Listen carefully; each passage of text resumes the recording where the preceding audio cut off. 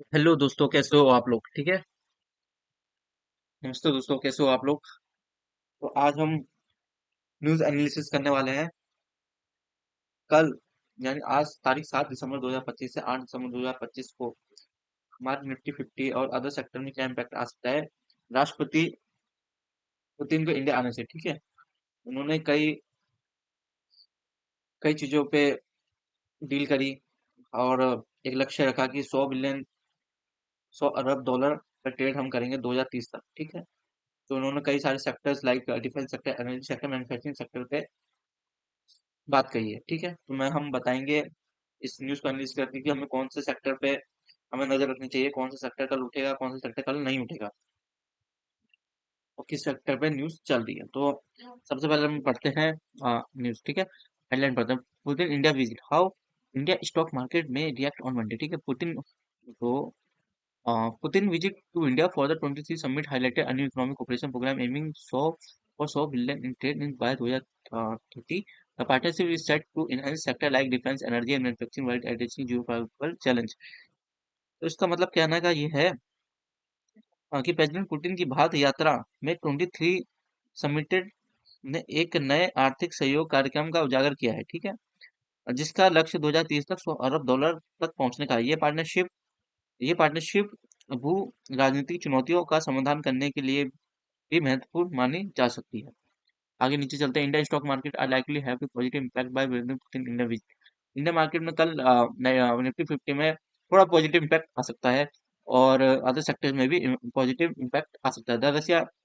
Russian president and PM Narendra Modi use their annual summit on Friday to announce a major expansion of bilateral cooperation and aiming to divert trade well beyond oil and defense। इसका कहने का मतलब ये है अ, कि ये रूस के राष्ट्रपति और प्रधानमंत्री नरेंद्र मोदी ने शुक्रवार को अपनी वार्षिक शिखर बैठक में बड़े विस्तार से की घोषणा की, जिसका उद्देश्य व्यापार को तेल और डिफेंस। ठीक है। तेल और डिफेंस आगे विविध तक बढ़ाता है। ठीक है। इन्होंने मतलब अब इनका प्लानिंग क्या है कि हम पहले क्या करते पता था कि इंडिया जैसे जैसे तेल और डिफेंस इक्विपमेंट ही इंपोर्ट करता था। अब क्या है, अब दोनों साइड से एक सर्विस सेक्टर में और अदर सेक्टर में, इंफ्रास्ट्रक्चर सेक्टर में डील होगी। ठीक है। तो इसका कहने का मतलब ये है।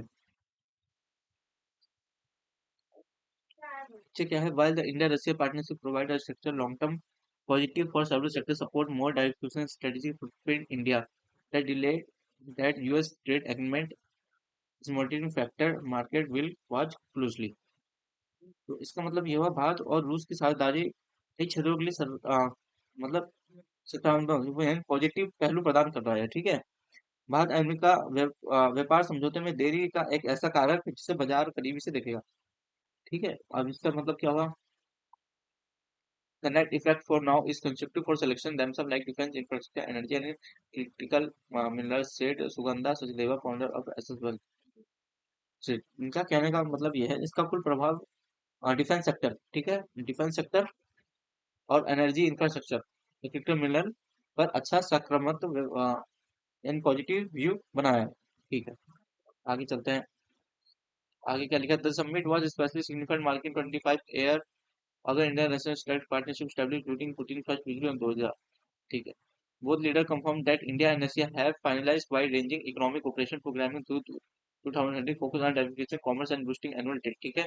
ये 2030 तक बोथ लीडर मतलब इंडिया के लीडर और रशिया के लीडर, इन्होंने दोनों नेताओं ने मतलब पुष्टि की कि भारत और रूस 2030 तक ना 2030 के लिए व्यापक आर्थिक सहयोग कार्यक्रम का अंतिम रूप दे दिया है। ठीक है इन्होंने, जिसका उद्देश्य वार्षिक व्यापार को बढ़ावा देना, अब वार्षिक व्यापार को बढ़ावा देना है। ठीक है। Focus on commerce and boost annual trade, with the India currently accounting for less than 2% Russia import.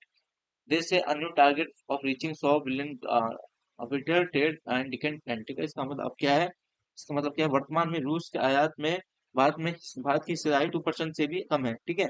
ऐसे में दोनों ने इस दशक के अंत तक द्विपक्षीय व्यापार को 100 अरब डॉलर तक पहुंचाने का नया लक्ष्य तय किया है। इन्होंने 100 अरब डॉलर तक का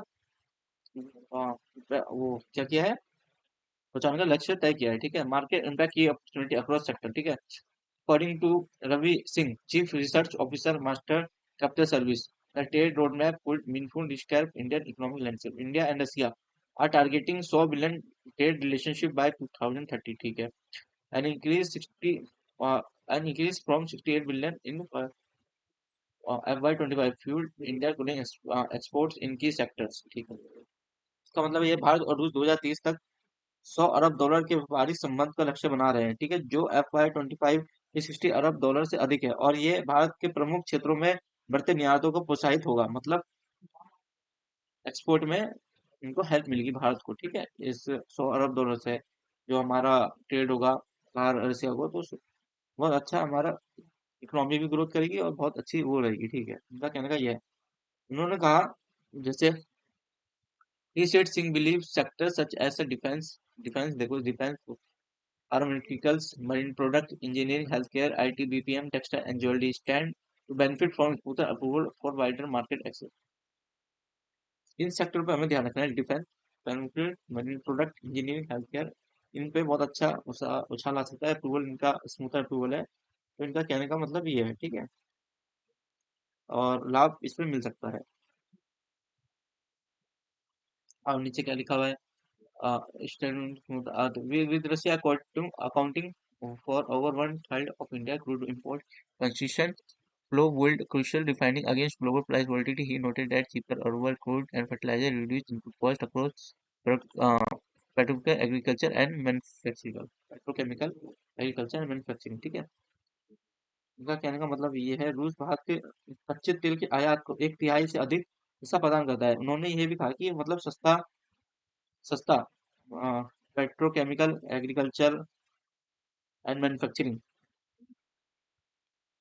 जैसी सभी उत्पाद लागत कम करते हैं। ठीक है, आ जाओ नीचे आ जाते हैं,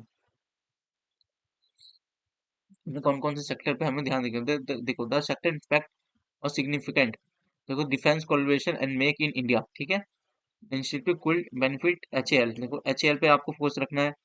आप कोचिन CPR पे फोकस रखना है। Wide transport corridor development strength prospective, एक iron LNT GMR long term के लिए, लॉन्ग टर्म कोऑपरेशन और strategic mineral and EV supply chain puts जैसे नाल्को, वेदांता, हिंडाल्को इन फोकस। ठीक है, न्यूक्लियर एनर्जी एक्सपेंशन में also lift interested in LNT BHEL MNTAR technology. इन जो स्टॉकों पे आपको फोकस रखना है, इन स्टॉकों पे बहुत लॉन्ग टर्म के लिए आप सोच सकते हैं 2030 तक के लिए। मतलब इन पे अच्छा मूवमेंट आ सकता है, इन पे पैसा आएगा तो इनका ग्रोथ बढ़ेगा, इनका प्रॉफिट बढ़ेगा, तो ये अच्छा पॉजिटिव रिजल्ट दे सकते हैं। तो ये न्यूज़ का एनालिसिस है। मिलते हैं नेक्स्ट वीडियो में। ठीक है।